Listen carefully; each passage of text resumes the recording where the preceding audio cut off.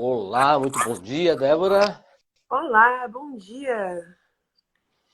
Bom dia também, pessoal que está entrando aqui no Instagram da Rádio Cidade em Dia. Estamos começando então mais uma das nossas lives com os candidatos a deputado, nesse formato que a gente está dedicando aqui para poder conversar com o máximo de candidatos possíveis, né? Dentro dessa campanha eleitoral, que é bastante corrida. Nossa primeira convidada de hoje é a Débora Pierini, candidata a deputada estadual pelo Novo. Débora, mais uma vez, muito bom dia. Obrigado por ter aceito o convite e o ajuste na agenda aqui que foi preciso fazer, né? É corrido, né, Débora? Fazer ideia do que era uma candidatura a deputado, é a primeira participação numa eleição, né? Nossa, é a primeira vez que eu estou concorrendo e olha, é uma loucura.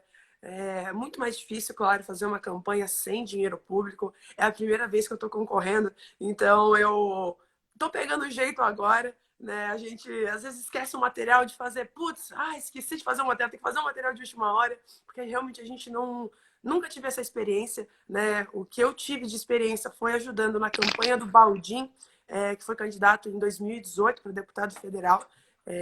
Ajudei na campanha, né? Enfim, divulgando o nome e tudo mais. Mas de campanha mesmo, botar o meu nome à disposição, essa é a minha primeira vez. Bom, e como é que você falou e já participou em 2018 com o Baldim? Naquela eleição o Novo não teve candidato a deputado estadual aqui em Santa Catarina, nessa organização do partido, enfim, foi só para federal. E como é que, desde então, né, veio o teu envolvimento e essa decisão de disputar uma eleição como candidata? Qual é o teu envolvimento? Qual é a tua história, Débora? Então, eu vim da indignação de 2015, né? Antes de 2018, da campanha do Baldim, eu já vinha estudando política. Em 2015, meu pai tem um escritório de contabilidade que é de 78 escritório, que ele vem trabalhando já há 44 anos. E naquela crise financeira de 2015, eu vi empresas falindo, meu pai de cabelo branco já, com estresse de perder empresas, pessoas perderem emprego, risco até mesmo de a empresa de 40 anos ir à falência. Então, eu vi aquilo na pele, e isso não era o problema da administração do escritório, mas sim da administração do país, que foi uma crise que estava além das mãos do empreendedor. Então, eu comecei a estudar, entender o que estava acontecendo, por que isso estava acontecendo, e em 2016, então, eu entrei na faculdade de Direito e desde então eu comecei a me aperfeiçoar e entender as leis, entender o que a gente pode fazer, porque hoje o Brasil é regulado por leis e é as leis que acabam complicando muitas vezes o empreendedor que quer empreender, abrir seu negócio, que tem que passar por diversas burocracias. E até montei um grupo de estudo chamado Black Sheep. Na época, eu via muitos professores defendendo ditaduras comunistas. Isso me enojava, me deixava chateado, porque as pessoas acreditavam naquela mentira. Então, eu comecei a coordenar um grupo de estudos, ali pelo período de 2017, quando eu já conheci o Baldim. Era um grupo já criado por ele em 2015, mas como o pessoal se formou, né, o grupo não tinha mais alguém à frente. E aí eu decidi, então, coordenar, fazer eventos falando sobre empreendedorismo, sobre burocracias, sobre liberalismo. Falei também um evento do Vítimas do Comunismo, no qual eu senti uma certa perseguição, enfim, de algumas pessoas da universidade que arrancavam todos os cartazes que a gente colocava para divulgação. Então, diante disso, cada vez mais motivada, ainda mais quando se fala de liberdade de expressão. Né? Eu me senti um pouco lesada nesse sentido e até concorri à presidência do Centro Acadêmico do Direito. Infelizmente não ganhamos, mas por muito pouco. E aí eu cada vez mais já entrando nessa política aí de falar sobre liberdade, sobre liberalismo, sobre menos peso do governo em cima do cidadão, que realmente é grande. Depois que eu empreendi, aos 21 anos, eu vi que realmente empreender no Brasil é quase loucura. Um abraço aqui para o pessoal que está entrando, João Henrique, o Adriano, o Tiago, a Cristiane, o Lucas, todo mundo aqui que está nos acompanhando. Muito obrigado aqui pela participação. Até o Haroldinho, que é o próximo convidado aqui na live das 8 horas, também já está aqui acompanhando. Ô, Débora, o Novo, né, trabalha em cima, e aí por isso imagino que a escolha acabou sendo pelo Novo, diante dessa tua linha dessa pauta de um Estado mínimo, que é o que uma das principais bandeiras e pautas do Novo. Mesmo assim, o candidato a presidente, o Felipe Dávila, tem falado em algumas situações sobre a própria condição de respeito às condições sociais, às leis sociais, ao apoio social, né? Como é que você vê esse equilíbrio, né, entre um Estado mínimo num país que ainda precisa, tão claro, ainda ajudar muita gente diante de uma desigualdade social que nós temos, né? Uhum. Não, claro, hoje o assistencialismo, através do Bolsa Família, é uma das medidas até mesmo liberais. Melhor você dar dinheiro na mão do cidadão do que você criar políticas onde é facilmente desviável o dinheiro. O problema não é necessariamente nesse assistencialismo. O problema é no resto, né? Hoje a gente gasta muito para, enfim, 40% a gente paga para ter saúde, educação, segurança, e infelizmente hoje é gasto com funcionalismo público e não de fato com a população. E outra coisa que eu sempre bato é que hoje no Brasil a gente comemora o aumento do número de beneficiados. Mas, na verdade, a gente deveria comemorar a diminuição. Mas não porque as pessoas estão perdendo, porque as pessoas estão dependendo menos do governo. Então, hoje tem uma visão contrária dos benefícios. Claro que eles são positivos, são necessários para certas situações, mas aumentar o número não é a solução. A gente quer que as pessoas dependam menos do governo. A gente tem que liberar as atividades para as pessoas poderem empreender, para poder gerar emprego, renda e cada vez mais tirar elas da zona da extrema pobreza. Então, acho boa a ideia de realmente beneficiar aqueles que realmente precisam, mas que lutar pela diminuição através de mais emprego, mais uma educação melhor, saúde de qualidade, enfim. Bom, uma das bandeiras também é a redução aí da carga tributária, né? Como é que o Novo e você avaliam essa questão diante de um orçamento do Estado? É preciso que o Estado realmente corte despesas para garantir que os serviços continuem sendo prestados, porque colocando carga, aí uma conta mínima baixaria a arrecadação, mas também o Estado precisa cortar seus custos, seria mais ou menos dentro dessa linha? Não, exatamente. A gente também não pode fazer um malabarismo fiscal. A gente tem que primeiro reduzir a carga do Estado, reduzir o custo dele, cortar privilégios. Hoje, por exemplo, só o deputado Bruno Souza, que agora está indo para federal, cara, ele economizou 4 milhões de reais no mandato dele de 4 anos.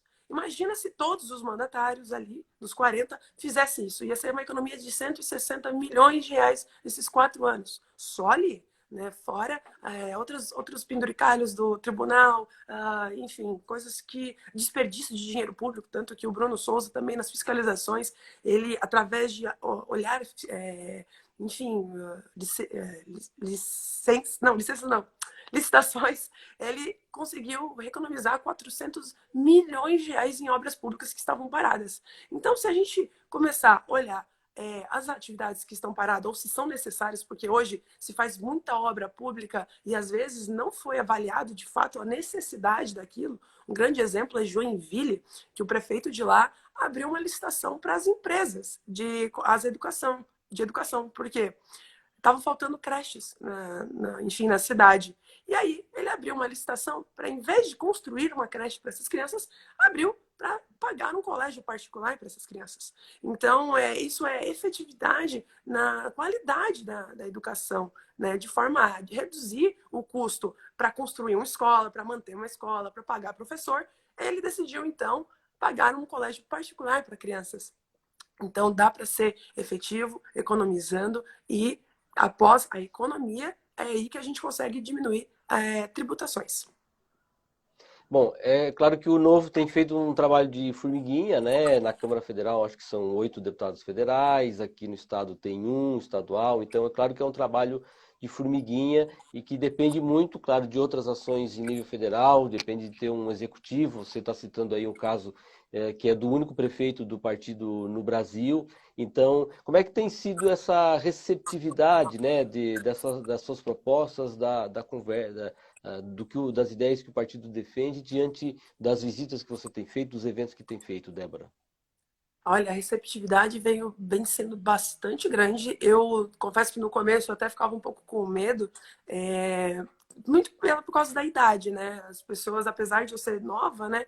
Eu já venho trabalhando com bastante coisa, já venho trabalhando com política, mas meu medo era quanto à idade. Mas quanto ao Partido Novo, as pessoas ficam até em choque quando eu falo que a gente não usa dinheiro público para fazer campanha. Muitas pessoas não sabem que existe isso, né? Assim, tá, mas você abriu mão, mas assim, o Brasil inteiro, o novo do partido, o novo inteiro, sim, o novo inteiro, o Brasil inteiro a gente não usa, 90 milhões voltaram.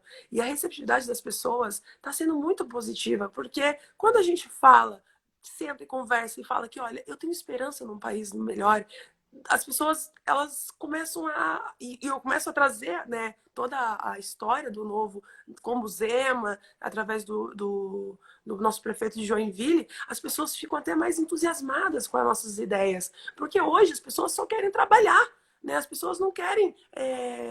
burocracias, muita gente que tá eleita aí não tem realmente uma qualificação para estar no tal cargo. Hoje eu trabalhei com a vereadora Manu Vieira lá em Florianópolis e eu vi que tem vereadores que infelizmente não têm qualificação para ser vereador. Hoje faz propostas que não tem análise das consequências das propostas, né? Tanto que, pô, cara, a gente já viu o projeto de lei que era obrigar a ter lupas nos estabelecimentos. Lupa para você conseguir, sei lá, enxergar uma tarde, enfim, um produto, e isso incluía todas as atividades, inclusive banco, enfim. Proibir bola na praia, proibir caixa de som na praia, sabe? Hoje não tem uma qualidade legislativa. Hoje a gente propõe o novo e propõe propostas que de fato são efetivas, não que são só eleitoreiras para dizer no final do mandato, protocolei 15, 10, 20 projetos de lei. Então a gente hoje barra muito projeto de lei, quando propõe são de qualidade e quando eu apresento toda a trajetória do Partido Novo desses anos, as pessoas, por si só, elas já estudam e elas veem que realmente o Novo tem o seu diferencial e por isso que a gente é bem recebido pelas pessoas. Tem aqui a Sarra, o Cristiano Duarte, dizendo aqui que a Débora é minha candidata. Bastante pessoa, a Nega, quem mais aqui? A Ariane, a Archite, o Jadson, pessoal entrando aqui para acompanhar a nossa conversa que nós estamos tendo com a Débora Pierini. Ô Débora, você falou aí na questão da idade, acredito, e eu aqui, numa das lives que a gente fez aqui com uma candidata, ela fez uma revelação também que eu imagino o que uma jovem, né, candidata também não deve ouvir. Para ela perguntar assim, e ela já é uma profissional experiente, e aí o pessoal perguntando, oh, mas por que uma mulher quer ser candidata? É filha de quem? É mulher de quem? Por que você está aqui? Então, tem ainda também, acontece isso um pouco contigo, aí você citou, né, a questão da idade, acho que isso ainda carrega mais ainda. O que é? O que essa jovem aí não está tentando um cargo de vereadora primeiro, sei lá, imaginando esse tipo de coisa? Tem essa negação? Tem, é muito raro. Hoje, assim, pelo que eu venho escutando, acaba não sendo tão comum. Assim, na verdade, as pessoas até querem saber se eu já concorri antes e qual é a minha idade. As pessoas perguntam, mas não por bala. As pessoas querem saber, tá, mas assim, o que você já fez e tal. Então, quando eu falo a minha idade, eu falo que o que eu já fiz. Então, como eu parrei o aumento do IPTU lá em Capivari de Baixo, mais de 1000%. Sou advogado do deputado Bruno, no caso, o Arcanjo 6 do avião ambulância lá, que solicita o diário de bordo. Quando eu falo, né, do regulação da Uber, que também foi em 2018, 2019 aqui em Criciúma, que eu também ajudei a barrar, as pessoas acabam se sentindo até mais seguras, né? Depois que eu primeiro falo o que eu fiz para depois falar a minha idade. Mas assim, claro, já escutei por que você não vai para vereadora antes? Se esse ano não der certo, eu vou para vereadora depois. Então, o que importa é sonhar e acreditar que é possível, né? Tanto que todo mundo ali dos mandatários que estão concorrendo foi a primeira vez, né? E eles estão fazendo um bom mandato. Um prefeito nunca foi prefeito antes, nunca teve nenhum cargo político. Porque imagina se ele esperasse ser vereador para daí. Pô, ele hoje é prefeito, né? O nosso governador de Minas. Já pensou se ele tivesse que esperar ser vereador, né? Não precisou. E ele fez uma administração incrível, tirou Minas Gerais do vermelho. Né? Apesar da idade, as pessoas ficam com o pé atrás, mas a idade, para mim, hoje é só um número. Eu já venho me preparando já desde 2015 para esse momento. Então, venho estudando, trabalhei já com a vereadora Manu Vieira, assessorei ela por 1 ano e meio, saí para estar podendo concorrer. Então, a experiência é o que eu mais tenho e eu conheço as leis. Então, eu estudei 5 anos para realmente chegar aqui e falar: olha, eu não vou te prometer nada, porque a gente não promete, a gente faz aquilo que a gente acredita através dos nossos ideais. E eu tenho a experiência, enfim, trabalhando no legislativo, que vai contribuir muito para o desenvolvimento de Santa Catarina. E tem o respeito até de quem está disputando o cargo contra, aqui, a doutora Giovana Galato mandando mensagem aqui. Bom dia, jovem maravilhosa, adorei te conhecer. A Giovana, que é também candidata pelo PSDB e vai estar com a gente aqui também na semana que vem. Como é que é o teu planejamento até, estamos aí a um mês da eleição, né? Como é que é o teu planejamento para essas semanas que faltam? O tempo é curto, para quem não é conhecido é mais difícil ainda. Então, como é que está se planejando aí para as próximas semanas, Débora? Então, minha semana. Primeiro, um beijo pra Gi. Tive uma conversa com ela, apesar de a gente ser de partidos diferentes, a gente se une muito. Eu gosto muito de conversar independente do partido. Eu gosto de trocar essa ideia, porque né, a gente não tem uma opinião fixa, né? Às vezes a gente conversa, troca ideia, vê as experiências, enfim. Um beijo, Gi. E, enfim, essa semana aí tem bastante pé na estrada, né? Hoje eu uso muito a campanha de rua, apesar de eu ser nova, uso bastante a internet ao meu favor, né? Hoje a gente, através de vídeos, TikTok, Instagram, todas essas redes sociais ajudam muito, mas não só isso, né? A gente tem que estar na rua panfletando. Sábado agora vai estar eu, o Gazola, nosso candidato a vice-governador, o Ricardo Altoff, nas ruas panfletando, falando com as pessoas, né? O olho a olho. Hoje o criciumense, hoje meu foco é Criciúma, né? Apesar de eu ir uma vez ou outra para Floripa, mas meu foco é aqui em Criciúma, trazer uma representação forte daqui. E rua, bastante rua, algumas reuniões com empresas também. E sempre tá tomando um cafezinho com as pessoas, né? Eu adoro tomar um cafezinho, né? As pessoas me chamam, trocar uma ideia. Fala com meu pai, com a minha mãe, com os meus amigos aqui. E eu tô sempre indo, né? Claro, a gente vai sozinha. Hoje, agora, eu tenho o meu namorado que vai dirigindo para mim, para me ajudar. Porque depois a gente fica tão cansado que a gente fica até meio perigoso a gente pegar carro, né? Então, meu namorado vem para me ajudar, veio de São Paulo para cá. E rua, rua, rua. E quanto mais a gente conversar com as pessoas, quanto mais a gente conseguir concentrar as pessoas num lugar só, melhor, né? Legal, legal. Muito obrigado, viu? Bom conversar aqui com a Débora Pierini, candidata a deputada estadual do Novo, nesse bate-papo aqui que a gente está proporcionando para os nossos internautas. Lembrando que essa conversa, para quem chegou depois, não acompanhou inteira, vai ficar disponível aqui no nosso perfil do Instagram, também vai para o nosso canal do YouTube da Rádio Cidade em Dia, tá bom? Então, Débora, muito obrigado pelo bate-papo, pelo tempo, né? Sucesso aí na sua caminhada e até uma próxima oportunidade, viu? Muito obrigada pelo espaço, pelo convite de estar podendo aqui falar com as pessoas. E, gente, convido vocês a conhecer minhas mídias sociais, meu Instagram, enfim, Facebook, tá tudo aqui. E vote 30003 para deputada estadual, Débora Pierini. Falou, obrigado, viu, Débora? A gente volta daqui a pouco, 8 horas, tem a segunda live do dia aqui com o Haroldo Frigo Júnior. Um abraço para a Débora mais uma vez, um abraço para quem nos acompanhou e até mais. Tchau. Tchau, tchau.